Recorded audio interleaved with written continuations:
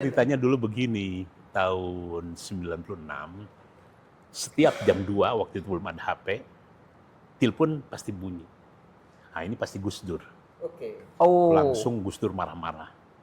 Kang, nonton nggak? Ya Gus, itu Marcelo Lippi katanya. Greg Erickson itu begini. Kenapa kok jadi begini katanya? Ya air mati kutu katanya. AC Milan gini. Mestinya pola permainannya begini. Waduh saya bilang. Jadi Habib Syarif ini adalah teman diskusinya tentang bola Gus Dur. Gus Dur ya.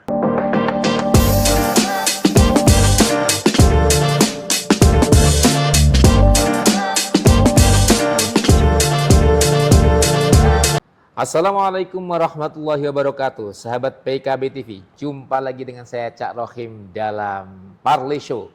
Obrolan tentang isu-isu menarik dari Parlemen Senayan. Dan bersama saya telah hadir tamu istimewa, Habib Syarif Muhammad Ali Idrus atau yang biasa dikenal Habib Syarif, anggota Komisi 10 DPR RI dari fraksi Partai Kebangkitan Bangsa. Assalamualaikum Habib. Waalaikumsalam warahmatullahi wabarakatuh. Ini hari yang istimewa, kesempatan istimewa karena 5 November itu adalah momentum hari kelahiran beliau. Saya juga mengucapkan selamat ulang tahun, semoga tambah berkah, sehat selalu dan tentu terus menebar manfaat. Terima kasih. Bersama saya juga ada Bung Nono Suwarno, Pemret PKB TV, yang nanti akan menemani saya ngobrol santai dengan Habib Syarif. Tentu satu hadiah ulang tahun istimewa dari seorang Habib Syarif Muhammad Ali Idrus adalah buku. Beliau selalu menerbitkan buku di hari istimewanya 5 November dan karya-karya beliau, buku-buku Islami, sudah ada berapa Habib? Bukunya yang sudah terbit? 26. Menariknya adalah banyak karya-karya beliau justru jadi bestsellernya itu di Malaysia, di Brunei tentang ajaran-ajaran atau buku-buku agamis dan lain-lainnya. Dan Ahlus Sunnah. Cerita tentang Habib Syarif ini keren dan sepak terjangnya luar biasa. Beliau adalah ulama, beliau juga politisi yang merumuskan salah satu perumus dasar ADART berdirinya PKB dan juga seorang dosen. Apalagi Bib? Profesinya ini? Guru mengaji. Pengagum olahraga. Pengagum olahraga. Ya. Sepak bola hafal. Sepak bola hafal. Quote-quote beliau dalam beberapa waktu belakangan ini, kebetulan beliau adalah Komisi 10, quote-quote beliau tentang dunia sepak bola sangat lengkap dan banyak dikutip Kompas, Kumparan, dan berbagai media lain tentu tentang isu-isu sepak bola. Habib Syarif, Ya. ini ada buku kumpulan 100 atau 1 tahun pertama di Senayan. Bisa diceritakan, ini mengupas tentang apa saja, dan ini prosesnya saya dengar kalau banyak tokoh itu dituliskan oleh anak buahnya, beliau ini menulis sendiri, kan begitu? Ya. Bagaimana dunia buku tentang atau dunia literasi menurut Habib seperti apa dan kapan waktunya nulis buku setebal ini nih, Beb? Monggo. Baik. Jadi Mas Rohim berangkat dari satu pemikiran yang sederhana. Kita melihat adanya satu pergeseran nilai di kalangan politisi-politisi muda sekarang ini. Yang pertama, tidak terbangunnya budaya literasi. Kemudian yang kedua, tidak mencoba untuk menuangkan pemikirannya dalam bentuk tulisan. Ada beberapa manfaat dari kita menuangkan dalam bentuk tulisan. Yang pertama, terjaga sistematika. Kemudian yang kedua, reasoning yang disampaikan juga betul-betul kita persiapkan. Dan yang ketiga, tentu saja pemikiran ini akan abadi tatkala dituangkan dalam bentuk tulisan. Dan baru 2 hari ini saya sebarkan, ternyata mereka banyak yang menyampaikan dari lintas fraksi. Boleh nggak Bib kalau kami mengutip beberapa diktum yang ada pada buku, ya silakan saja. Luar Itu biasa. ilmu, ya. Nah, saya merasa di Dewan ini kita terlalu banyak waktu. Ya, banyak waktu sekali. Malah kalau boleh saya katakan sangat santai. Gitu kan. Bagaimana tidak santai? Jangan kenceng-kenceng. Kita masuk jam 10, ada kalanya jam 2 sudah selesai. Santri biasanya dari ba'da subuh sampai jam 9 Malam. itu kan waktu-waktu yang sangat produktif. Ya. Jadi sisa-sisa kebiasaan saya waktu menjadi dosen itu nampaknya masih terbawa Masih terbawa. sampai ke sini. Sekarang masih ngajar di mana, Bib? Masih Apanya? ngajar? Atau Saya cuma setelah jarak sudah selesai. Jadi ceritanya begini, saya sampai tahun 98 saya masih mengajar kurang lebih di 15 perguruan tinggi. 15 perguruan 15 tinggi? perguruan tinggi. Luar biasa. Satu minggu bisa 34 kelas. Dan Senin sampai Minggu itu penuh. Waktu itu betul-betul tergila-gila dengan yang namanya uang. Tapi bukan PNS ya? Nggak PNS saya. Saya jadi ada pesan dari almarhum orang tua, Abah nggak usahlah PNS lah. Biar usaha sendiri saja. Ya. Itu bidangnya lebih ke apa? Agama atau apa? Jadi sesuai dengan permintaan dari perguruan tinggi yang saya inikan. Apa lo minta? Nah, Gue itu. ada. Minta Kebetulan diajar apa, kita kebanyakan bisa. saya diminta ilmu budaya dan filsafat. Di ITB saya mengajar etika dan agama Islam. Ya, 5 tahun. 97 ketika itu ada ketentuan baru bahwa dosen yang mengajar di S1 harus S2. Undang-undang guru dan dosen waktu itu. Ya. Nah, saya sementara itu punya 4 anak yang membutuhkan biaya yang cukup tinggi. Biarlah saya mundur dari dosen, akhirnya saya beralih ke profesi ceramah. Kurang lebih sekitar 2-3 tahun. Saya niatkan biarlah bapaknya cukup S1, tetapi dengan tidak mengorbankan, saya harus tetap menjaga bahwa wawasan saya harus tetap terpelihara. Biarlah akhirnya anak-anak saya 4-4-nya S3. Alhamdulillah. Ya. Tapi sayangnya nggak ada yang meniru bapaknya agama gitu kan. Jadi nomor 1 teknik kimia, nomor 2 desain interior ITB perempuan, nomor 3 sarjana hukum, nomor 4 Sunway Malaysia psikologi. Luar biasa. Sebenarnya kalimatnya bukan sayangnya juga, Bib. Apanya? Jadi biar banyak juga kader-kader NU ini yang berkiprah di berbagai bidang, tidak hanya di agama. Karena yang di agama mungkin sudah banyak, Bib. Itulah mungkin salah satunya. Jadi akhirnya mundur. Kebetulan ada tawaran 95-96 untuk berceramah di negara-negara jiran. Ada yang bawa ke Malaysia, ke Singapura, ke Brunei. Dan mereka minta apa yang saya sampaikan, mohon untuk ditulis jadikan buku. Jadikan buku, misalnya menggapai hidup berkah sampai 16 kali terbit. 16 kali terbit. 16 kali terbit. Berapa sampler itu? Setiap terbit itu 7.000. 7.000 kali 16, Nah, luar biasa. Apa? Menggapai hidup berkah. Ini harus dicari nih di online shopping. Ada itu, ada online shopping. Buku ada. karya Habib Syarif Iya. yang ternyata begitu bestseller di negeri jiran, namanya Menggapai Hidup berkah. Hidup Berkah. Nah, Dan dari sana saya bisa membuat rumah 2 dan bisa berangkat haji 5 luar kali. biasa, subhanallah, subhanallah. Itu barokah buku. Menggapai hidup berkah ya. Habib, Iya. kebiasaan menulis itu, apakah Habib khususkan dalam waktu tertentu, Ya. atau memang ketika Habib ada inspirasi langsung nulis saja gitu? Jadi saya mencoba untuk membiasakan menulis itu sejak usia 17 tahun. Mulai dari puisi, ya, karena saya ketika itu sangat tergila-gila dengan komik-komik, terutama Koping Ho.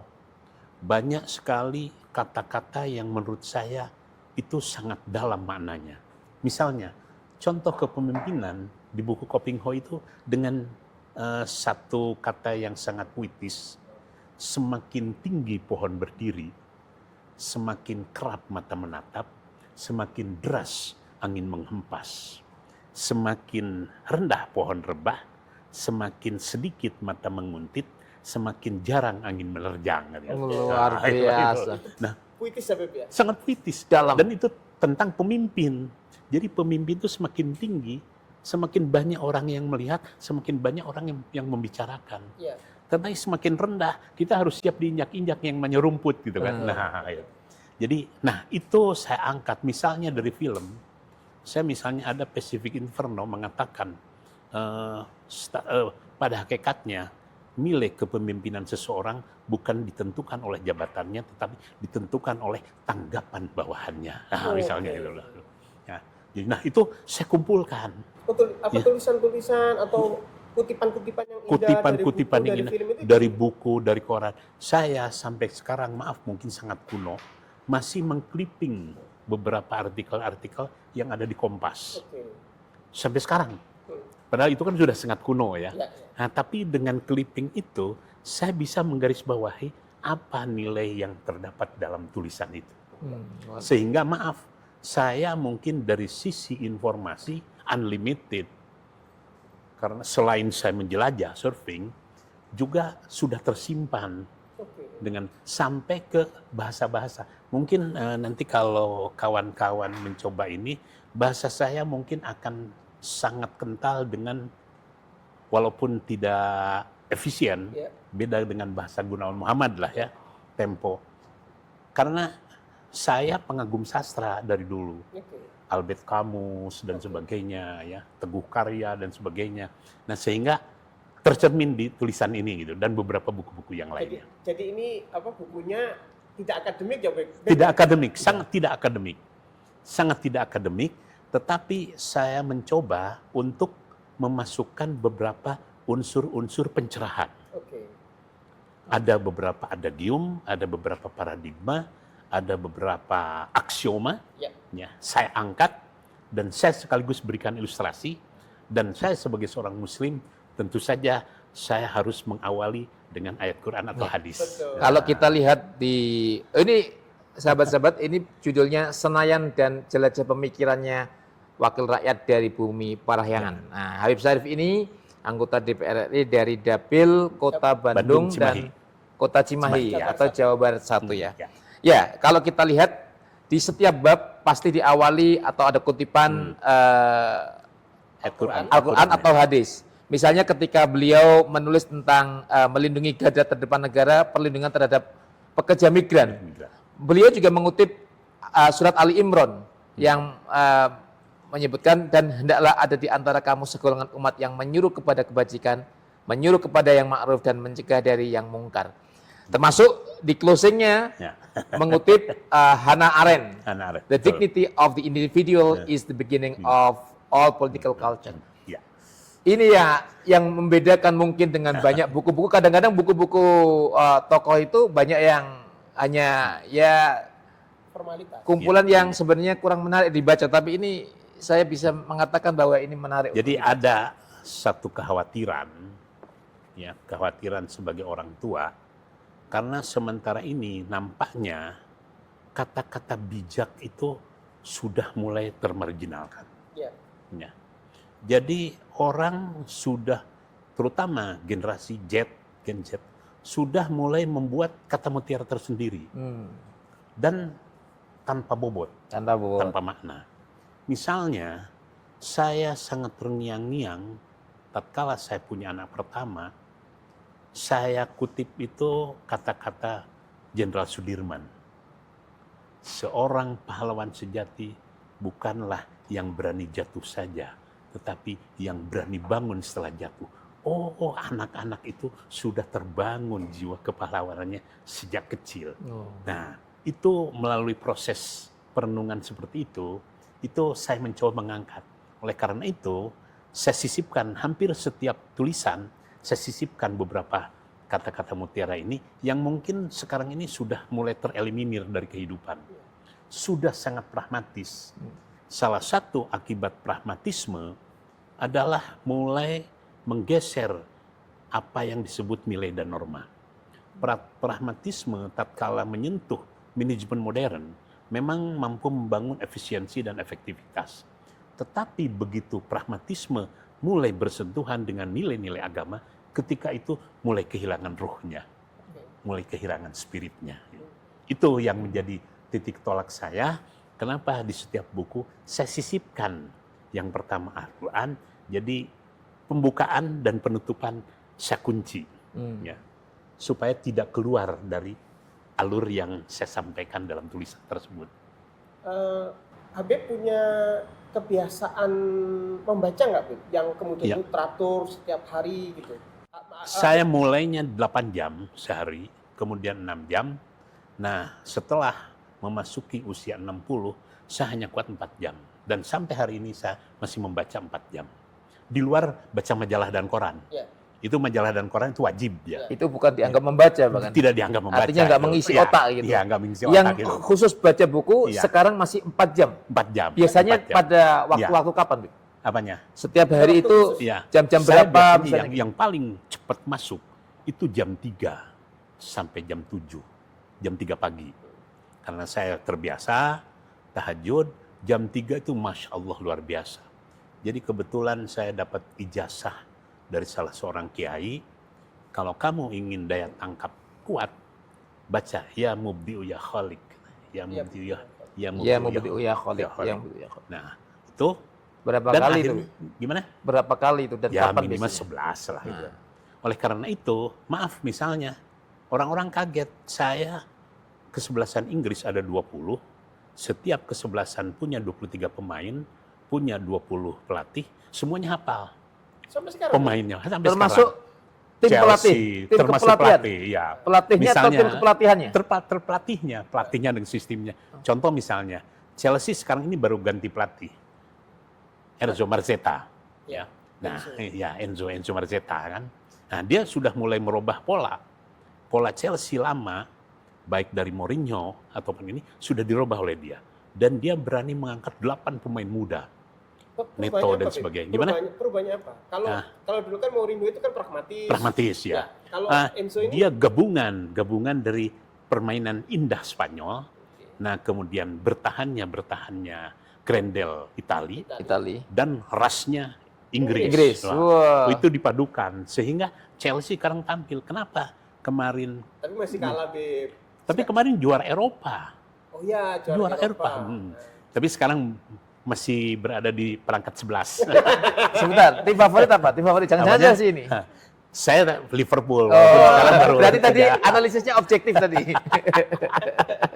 Kalau Liverpool sekarang Arsenal Slot lagi turun, Bib. Ya, turun itu ya. Ya. Tapi kemarin Salah masih ini gol kan di luar. Ya. So udah masuk ranking 3 sekarang ya. Arsenal tetap nomor 1 ya. Arsenal 1, City nomor 2. 2 City nomor 2. Ya. Ini seharusnya PSSI itu mendengarkan atau mengangkat mendaulat beliau sebagai Dewan Penasehat PSSI begitu. Jangan-jangan beliau jauh lebih menguasai tentang bola daripada Pengurus PSSI sekarang. termasuk daripada komentator-komentator yang kadang banyak Jadi bicaranya. ceritanya dulu begini, tahun 96, setiap jam 2 waktu itu belum ada HP, telepon pasti bunyi. Nah ini pasti Gus Dur. Oke. Oh, Langsung Gus Dur marah-marah. Kang, nonton nggak? Ya Gus, itu Marcelo Lippi katanya. Greg Eriksen itu begini. Kenapa kok jadi begini katanya? Ya air mati kutu katanya. AC Milan gini. Mestinya pola permainannya begini. Waduh saya bilang. jadi Habib Syarif ini adalah teman diskusinya tentang bola, Gus Dur. Gus Dur ya. Oh, itu zaman Liga Italia, Gus. Liga Italia. AC 90-an. 90-an ya. Waktu itu Del yang Piero, Iya. Ronaldo Nazario. Del Piero ke sebelah sini. Iya. Masih Maldini. Oh, masih Maldini. Maldini. Zamannya Franco Maldini. Baresi. Frank Rijkaard. Frank Ricard, Marco van Basten, Ruud Gullit. Ruud Nah, Gullit. Gullit. Milan zaman dulu Iya, ya, Bib? Milan. Oh iya, Bib. Jadi Ya. Desam. Mengenai sepak bola, Bib. Hmm. Ini kan ada juga dalam satu buku ini sebagai anggota Komisi 10, Habib Ya. menyoroti tentang Ya. sepak bola. Ya. Saya pernah mendengar pernyataan Habib bahwa Habib tidak kurang setuju lah dengan proses pola pembinaan PSSI atau timnas sekarang yang lebih mengedepankan proses naturalisasi. Naturalisasi. Betul. Dan itu Saya dibantai. dibantai, Zaman Habib. habis. Oke. Nah, Tapi minggu berikutnya saya balik sehingga arus balik ini. itu gimana, Bib? Menurut Jadi pandangan begini. Habib itu gimana? Belajar dari pengalaman kesebelasan Eropa, ya, tatkala kesebelasan tersebut sudah mulai didominasi oleh pemain naturalisasi, maka salah satu konsekuensinya kesebelasan nasionalnya harus siap lemah. Gulung tikar ya. Karena Contoh kaderisasinya ya. Inggris Kaderisasinya. ya, kaderisasi nggak jalan. Nah, waktu itu saya sampaikan yang pertama, tolonglah jangan jor-jor. Saya menyampaikan waktu itu perlu ada batasan. Kira-kira kita akan menjalankan kebijakan naturalisasi itu sampai berapa tahun? Artinya ada waktu. Ada waktu, ada tenggang waktu. Ada tenggang waktu. Saya sepakat minimal 5 tahun, maksimal 7 tahun. Kemudian yang kedua, sementara ini Sinteyong selalu mempermainkan itu dengan 9-2. 9 naturalisasi, 2 pemain murni asli. Rizky Ridho dengan Marcelo waktu itu kan. Ini kan sangat menyakitkan untuk kita sebagai bangsa. Cobalah dirubah, tidak 9-2 tapi 8-3 atau 7-4. Dan nampaknya ini tidak digubris oleh Sinteyong. Ya. Kemudian yang ketiga, sementara ini tidak terjadi transformasi skill. Ya. Yang pertama, dengan alasan mereka terlalu sebentar di sini, sehingga chemistry-nya itu tidak pernah ketemu lah. Jadi datang ke sini waktu jelang pertandingan Yang saja. pertandingan ya, tidak terjadi transformasi skill kan? Ya. Jadi bagaimana disiplin. Salah satu contoh misalnya begini, saya kalau ngobrol-ngobrol dengan pelatih-pelatih hebat, Bib, lihat kan ya, kalau pemain yang handal, hanya dalam hitungan detik itu bisa berputar cepat badan itu. Ya. Nah, itu kemudian yang kedua, kejelian mengukur jarak. Ya. Jadi tendangan bola ke pojok sana memerlukan waktu berapa detik dan deviasinya kira-kira hanya berapa meter. Ya. Itu sudah sangat ilmiah. Jadi gitu kan. Passing-passingnya itu, passing jauhnya itu kan. Nah, itu kita sampaikan. Nah, kemudian yang ketiga, akan sangat mengurangi kesempatan anak-anak muda kita untuk bisa bermain Berlaga. berlaga. Termasuk punya mimpi ya untuk berlaga mimpi di itu. internasional. Nah, itu saya dibantai pertama ya. Akhirnya saya ini lagi dan saya sempat menyampaikan, kenapa kita tidak ambil pemain Afrika? Padahal kita Afrika itu ada Sheikh Yusuf di Afrika itu.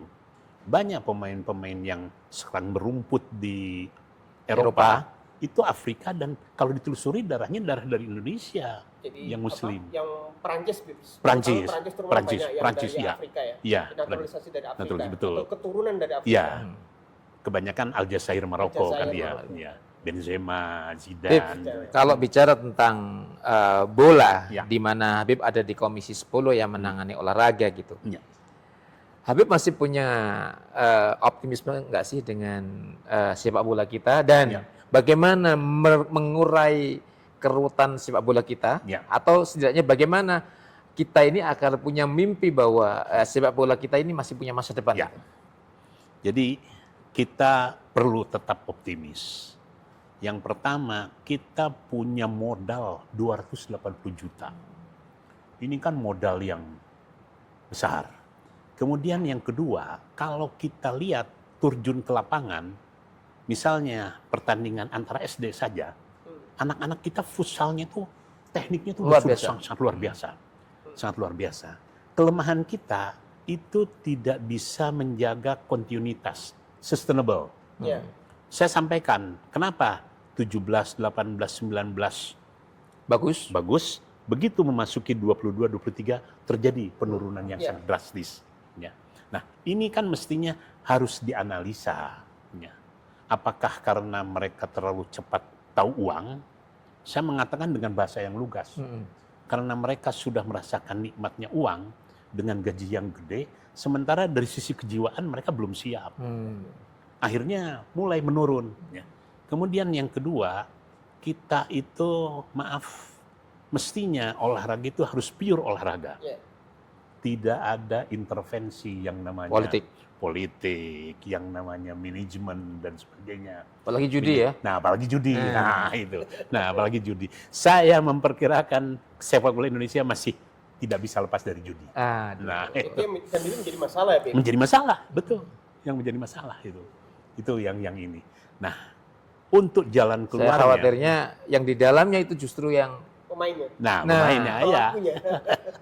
Dan itu lingkaran setan. Nah, Dari mulai pelatih, manajer, ya, kemudian yang memiliki perusahaan, kemudian juga yang menayangkan dan sebagainya itu kan lingkaran setan masuk itu. operator Operator, ya. bola kita. Nah, operator. Oke. Habib, Oke, ya. kembali ke buku ini. Hmm, Selama 1 tahun terakhir ini, Bib, Ya. dari concern yang Habib sampaikan Ya. dalam buku ini, kira-kira yang paling menurut Habib perlu untuk kemudian diketahui publik dan ditindaklanjuti, Ya. itu apa, Bib? Jadi yang pertama, saya sangat concern dengan pendidikan. Ya. Bahwa Undang-Undang Dasar mengatakan bahwa pendidikan itu hak semua warga. Ya. Sementara ini nampaknya pemerintah masih belum bisa menjalankan secara konsekuen. Kemudian yang kedua, ada satu perlakuan yang menurut saya membuat hati saya sakit. Sangat tidak adil terhadap perlakuan ke perguruan swasta, baik perguruan tinggi maupun perguruan tinggi. Sangat tidak adil. Ya. Yang negeri begitu di Ya. anak emaskan Di anak emas kan? dengan program dan anggaran yang luar biasa. Betul, ya. Sementara yang swasta sepertinya pemerintah tidak perlu ada di Ya. sana. Dan baik dari sisi elaborasi undang-undang maupun dari kebijakan keuangan sangat kentara pemerintah ini. Antara perbedaan perlakuan Perlakuan perbedaan. Contoh misalnya begini, perguruan tinggi negeri sudah bangunannya dari pemerintah, dosennya dari pemerintah, per anak di perguruan tinggi negeri itu 1 tahun itu bisa sampai 50-60. Ya.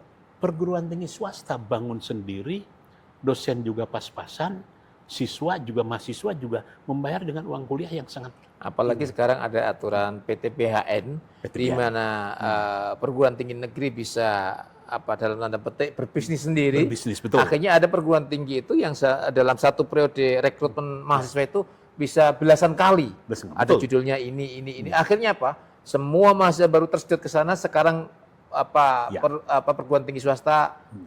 Oleh karena itu, salah satu usulan yang saya sampaikan ke Mendikti, bagaimana kalau perguruan tinggi negeri cukup pada saat penerimaan mahasiswa baru 1 gelombang saja. Dan tentukan awalnya. Kalau perlu Agustus selesai Agustus. Sekarang kan bisa dibuka sampai 3-4 gelombang. Artinya harus ada revisi undang-undang. Jelas harus revisi undang-undang. Oleh karena itu saya terlibat di Panja Sisdiknas, sedikitnya ada 13 poin besar. Mudah-mudahan ini bisa lolos, masih dalam proses. Mudah-mudahan dari sana kita akan bisa melihat sampai sejauh mana perlakuan pemerintah. Apa sih, Bib, yang kemudian membuat dampak negatif terkait dengan perbedaan perlakuan antara perguruan tinggi negeri, sekolah negeri ini dengan perguruan tinggi swasta maupun sekolah swasta, Bib? Apa yang kemudian nanti dampak jangka panjang yang kemudian itu mengancam kualitas pendidikan kita? Jelas, sangat-sangat mengancam. Ya. Jadi dengan segala keterbatasan, maaf gini aja, contoh yang paling sederhana ya. Kalau perguruan tinggi negeri dari 100, mungkin mereka yang bisa jadi sampai 90. Ya. Tapi kalau dari perguruan tinggi swasta, 100, paling juga yang muncul itu 5. Ini kan sudah bentuk ketidakadilan. Ya. Oleh karena Jomplang itu, ya, Bib, ya, di awal buku ini, saya pada rapat paripurna tanggal 21 Januari, saya kembali menyampaikan kapan pemerintah mengembalikan mandatory spending. Bahwa 20% dari APBN itu untuk pendidikan. Dan pendidikan yang dimaksud di sini adalah betul-betul untuk Kementerian Pendidikan. Kementerian Pendidikan. Ya. Sekarang ini kan ada di Itu berbagai terbagi di 24 lembaga dan kementerian. 24 lembaga dan kementerian. Jadi sebagai perbandingan, untuk sekolah-sekolah kedinasan, itu pemerintah mengalokasikan sampai 103 triliun. 103 triliun. Hanya untuk kurang lebih 120.000 mahasiswa. Oke. Untuk perguruan tinggi negeri dan swasta, Kemendikti itu hanya 61 triliun. 61 triliun untuk 103 Dikdasmen. triliun untuk Untuk Dinas. kedinasan. sekolah-sekolah tinggi Dinas. kedinasan. Hmm. Sementara 60 triliun Ya. Untuk semuanya Semua perguruan tinggi. yang jumlahnya Itu kan sangat tidak seimbang. Jutaan mahasiswa. Nah, misalnya Kementerian Kesehatan saja punya 18 perguruan. Ada ada Sekolah akademi perawatnya dan sebagainya. Mereka di beasiswa, contoh yang paling menyorot misalnya STAN, Kemenq ya. Kemenq. Sudah beasiswa segala macam, dan itu kalau selesai tidak otomatis masuk di Kemenq. Masih ada yang terbuang. Itu kan mereka sudah sangat dimanjakan. Sangat dimanjakan. Sementara kita tahu di perguruan tinggi negeri atau perguruan tinggi swasta, ya dengan bayaran yang sangat murah dan sebagainya. Termasuk gurunya ya. Bayarannya Ya. sangat tidak sama. Dan Artinya ini ada ketidakadilan dalam alokasi anggaran ya. sangat tidak adil. Jadi mandatory spending itu begini ceritanya. Pada tahun 98, panitia ada satu, termasuk saya terlibat di dalamnya. Pada saat studi banding di jembatan Menara Kembar di Kuala Lumpur, 7 orang ketika itu. Tahun 97-98, Brunei 21% alokasi dana untuk pendidikan. dana pendidikan. Muang Thai, Thailand. Brunei 21, kemudian Singapura 19, Muang Thai 16, kemudian Malaysia 14, kita 3,5% Saat itu. Dari alokasi APBN. dari alokasi APBN. Kan jangan jomplang sekali. Ya. Nah, oleh karena itu kita sepakat, yuk kita pulang ke Indonesia, kita naikkan. Itu di periode 99 Iya. 2004 ya, Pak? 2004, ya, itu. Nah, untuk bisa menggolkan pasal 31 yang mencantumkan 20%, butuh waktu 2 tahun 2 bulan. Sehingga goal. Saat itu Habib Iya. ada di parlemen ya. Ada di parlemen saya. Waktu itu utusan golongan, utusan daerah saya. Tapi masuk fraksi PKB. Ya. Itu mandatory spending. Jadi yang pertama, kita negara pertama yang mencantumkan di Undang-Undang Dasar persentase. Ketika itu belum ada. Baru kemudian disusul oleh Malaysia dan Muang Thai. Malaysia dan Taiwan. Berani. Ya. Nah, 20% itu bukan jumlah yang sedikit. Ya. Malah Prof. Jacob Tobing yang mantan Duta Besar Vietnam, ketika itu menyampaikan 50%. Kita yakin bahwa kita sangat berpegang teguh bahwa 20% untuk pendidikan karena ada kata kunci, ada satu pertanyaan dari anggota fraksi Golkar namanya Agun Gunanjar, bertanya ke Profesor Sediarto, mantan Rektor IKIP. Ya. Ya. Prof, apakah 20% ini termasuk sekolah kedinasan? No. Ini 20% untuk SD, SMP, SMA, dan perguruan tinggi. Sekolah kedinasan di luar yang 20%. Oke.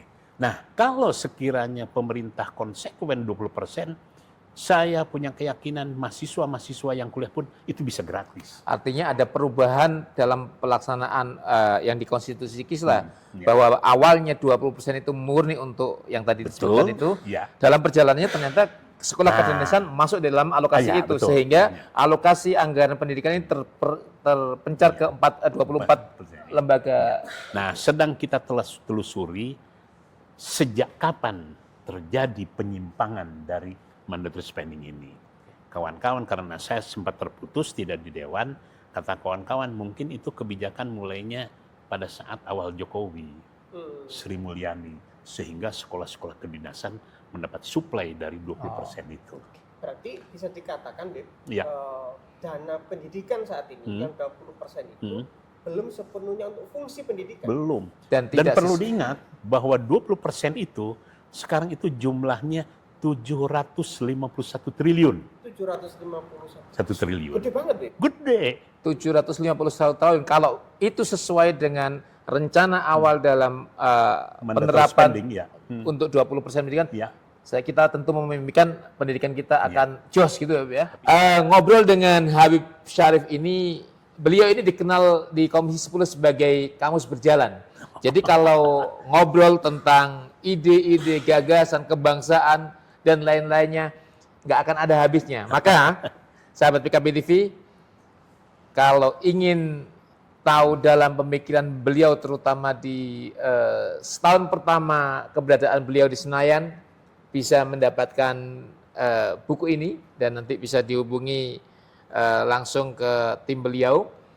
Tentu ini catatan yang begitu kaya dan begitu berharga ya Pak Warno ya. Ya. Dan tentu kita berharap anggota-anggota DPR yang lainnya, tokoh-tokoh bangsa yang lainnya juga melakukan apa yang dilakukan oleh Habib Syarif untuk bagaimana pemikiran-pemikirannya atau apa yang dilakukan dalam tugasnya sebagai wakil rakyat juga bisa dinikmati oleh masyarakat lewat catatan buku ini.